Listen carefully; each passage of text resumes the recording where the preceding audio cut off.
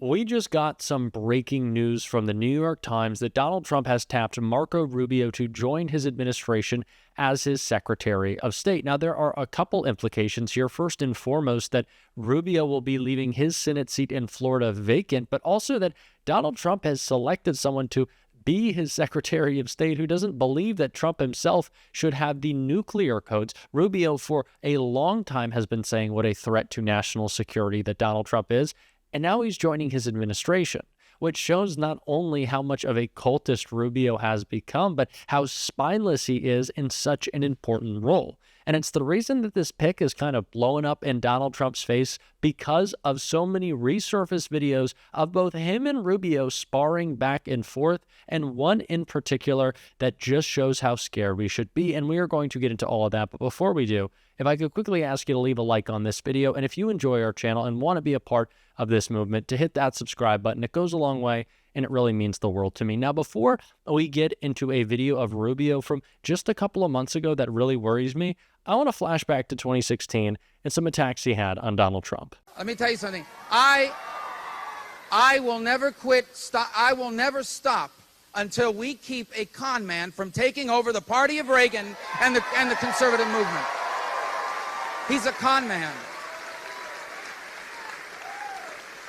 He's a con man. He's a con man. I'll tell you why. Number one, look, people are angry and frustrated and scared about the future. Okay? People are working harder than they've ever worked in their lives, and they're running in place. And he swoops in and is taking advantage of that. He's taking advantage of that. He's telling people, I'm going to fight for the little guy. I'm fighting for the working class. Here's what he doesn't tell them. He has spent a career in business, 50 years, sticking it to the little guy. Sticking it to the little guy. When his companies went bankrupt, the first people that didn't get paid were the subcontractors, the plumbers and the pipe fitters and the people that laid bricks and all those people that worked for a living. They didn't get paid. He got his money. They didn't get theirs. He's going around telling people, oh, I'm fighting to keep other countries from taking our jobs. What is he talking about? You ever bought a Trump tie? If you buy a Trump tie, you're not just getting a tacky tie. You're buying a tie made in China or in Mexico.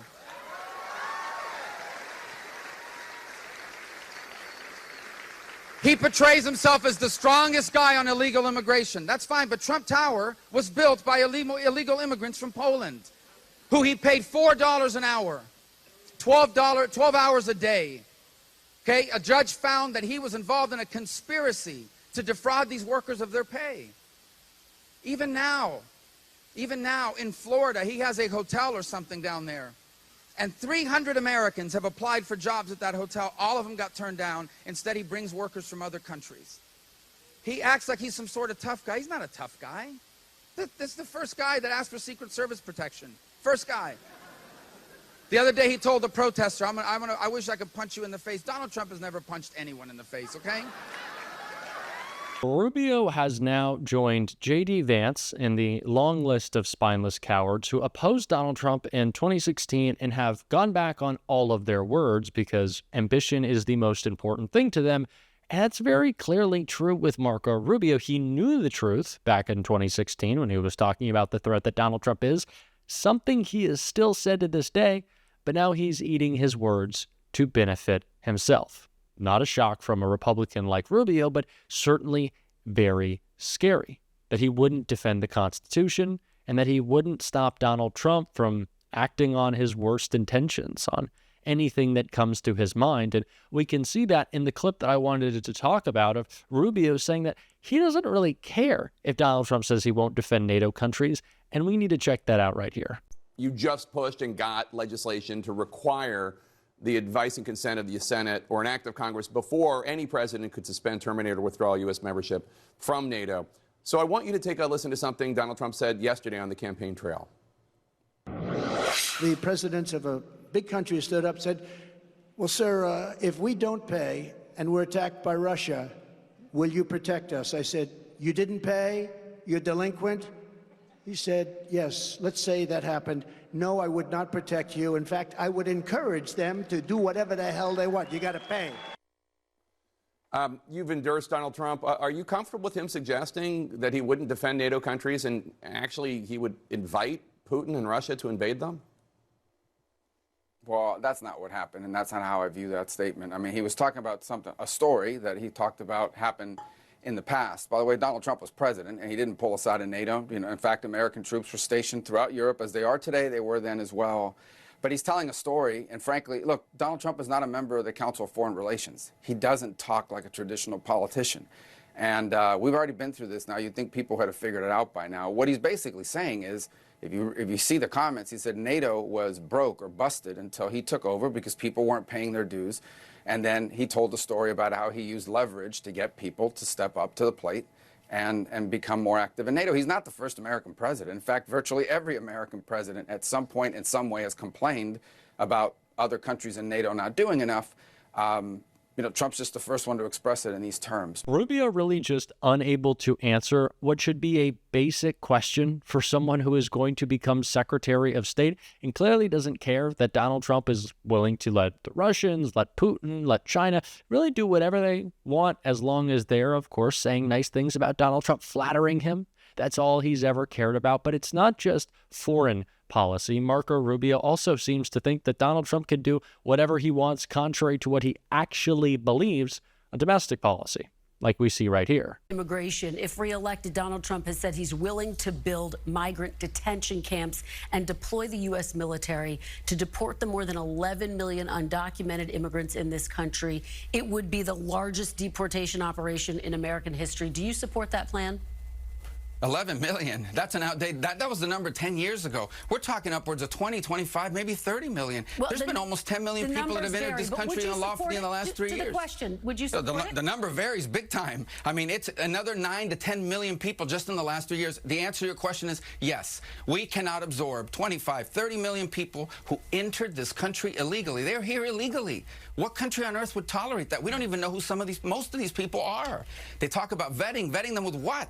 They're coming from nations that don't even have document systems in many cases. Yes, we are going to have to do something, unfortunately.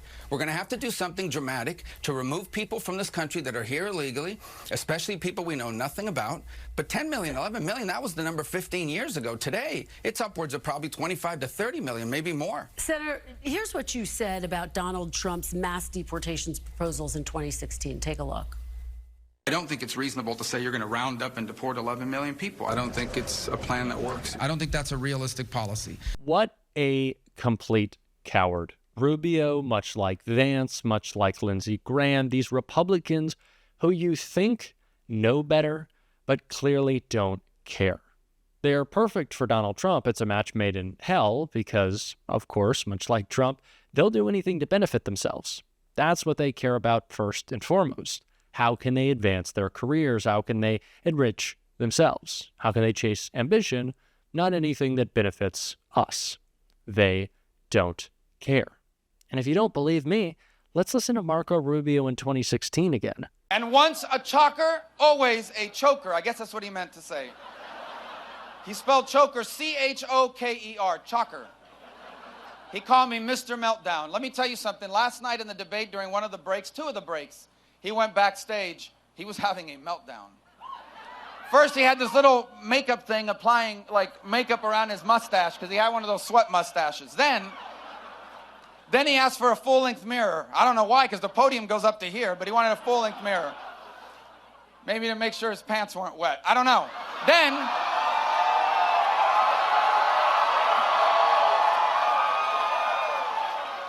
Then I see him pacing back and forth, and then he's huddled in the corner talking to somebody. He's like waving his arms up and down, and the person's trying to calm him down. So, anyway. But I'm a chocker. All right. Next tweet. Leet weight chocker Marco Rubio looks like a little boy on stage, not presidential material. He meant to say lightweight, but he spelled it L-E-I-G-H-T. So he got that wrong. Looks like a little boy on stage. It's not that I look like a little boy. I wouldn't even be the youngest president, but he would be the oldest president ever elected. And it's like an 8-year term, so you start to worry. So how does this guy, not in 1 tweet, 3 tweets, misspell words so badly? And I only reached 2 conclusions. Number 1, that's how they spell those words at the Wharton School of Business, where he went. Or number 2, just like Trump Tower, he must have hired a foreign worker to do his own tweets. Guys, we have a con artist as the front runner in the Republican Party. A guy who has made a career out of telling people lies so that they come in and buy his product or whatever he does. You ever heard of Trump vodka? You have? Well, it isn't around anymore. The saddest part about all of this is I wanted to say, imagine if 2016 Marco could see himself now. But honestly, he'd probably be okay with this outcome as long as it's serving him, because that's what Republicans are about. That's what they always will be about. They'll throw us to the side, as they always have, in ways to advance their own position. And as we have seen, voters don't really seem to think that. For some reason, mostly because of a broken media environment, that's not breaking through. They don't think that Democrats are fighting for them, and that's wrong. And so we have to continue to make that case, whether it is pointing out how Donald Trump only writes big tax cuts for billionaires, or showing how Marco Rubio and J.D. Vance and a long list of Republicans are willing to throw away all their values in search of the highest office they can obtain. And we're going to be talking about that on this show every single day. And if you want to support that, as always, you can hit that subscribe button. You can leave a like on this video. And if you're stuck around at the end, you can drop a blue heart in the comments. Until next time, I'll see you soon.